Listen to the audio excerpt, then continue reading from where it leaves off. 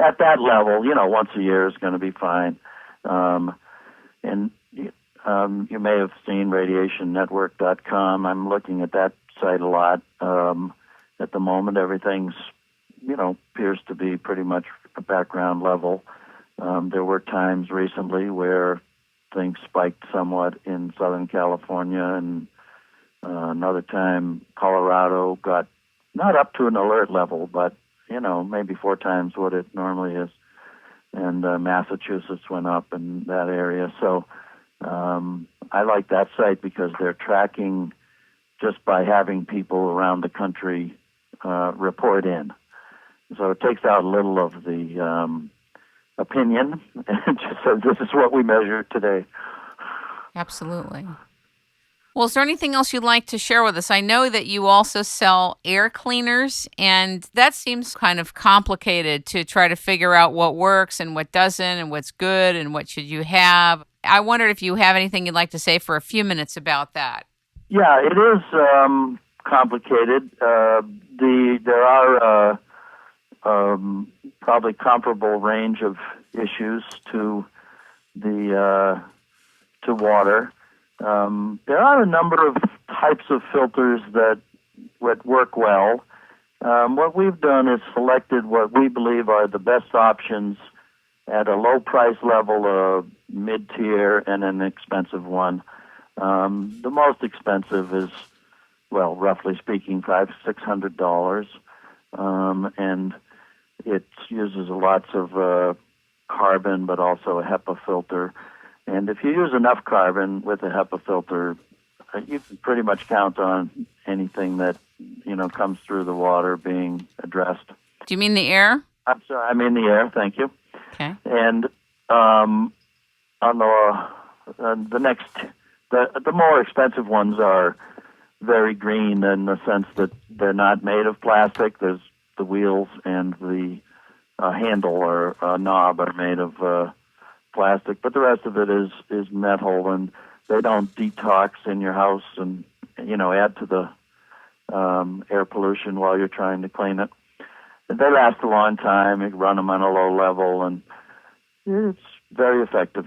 Then there's a mid-tier that is made of plastic. It's less expensive, but they combine a number of different types of air filtration, HEPA and pre-filtering and electromagnetics, and a couple of other ways that amongst them will work very effectively to keep your air in your house clean. Then there's an inexpensive one, about $89, that uses water to clean the air, which is how we got into it, air purification at all. It cleans the air in much the same way that a rainstorm does.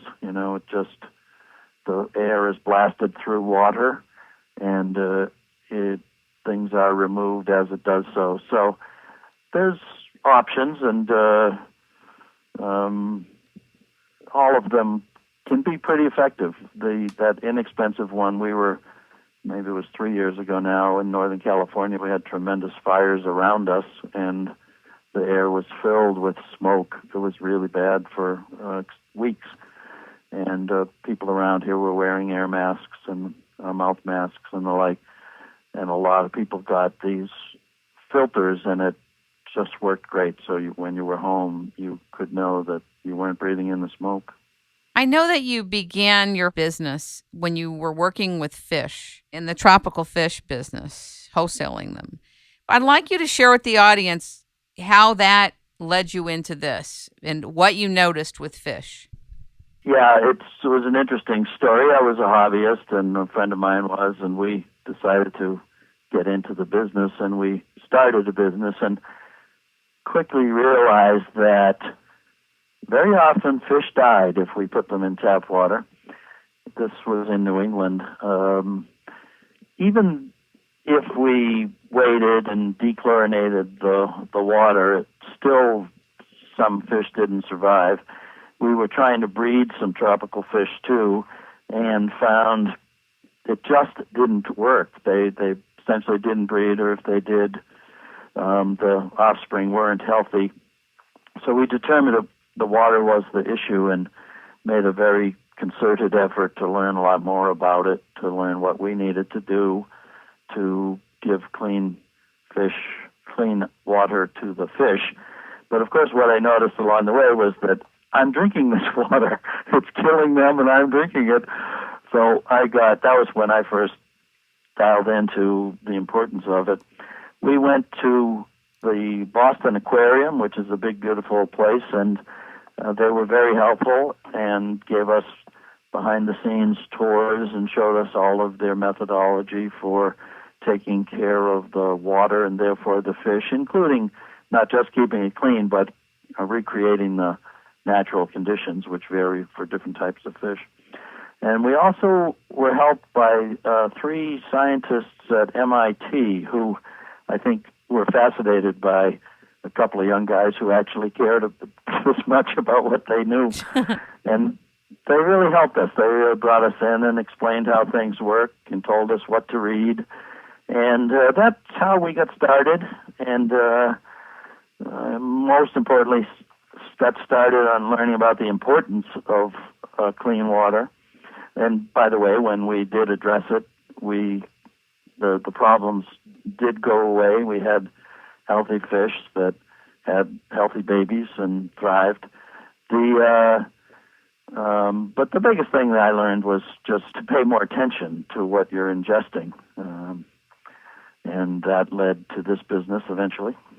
Well, I really appreciate you coming on and sharing your knowledge and experience with us and your new business, Friends of Water. Timothy Hickey, thank you so much for joining us. Thank you, Kim. It's a great pleasure. I appreciate your inviting me on.